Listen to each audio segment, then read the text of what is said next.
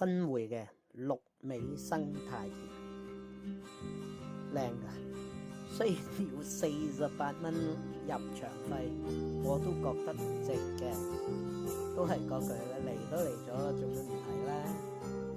咁我跟足高德打車去嘅喺市區。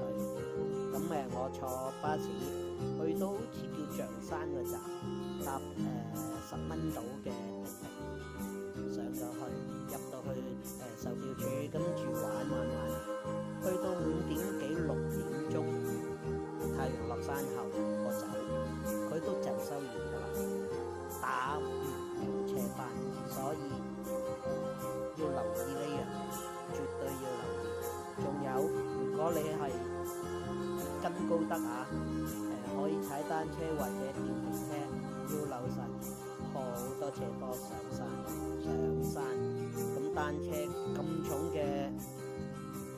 數碼單車，我覺得唔 work 嘅。電瓶車仲要夠馬力，我唔係吃力嘅，所以大家自己留意啦。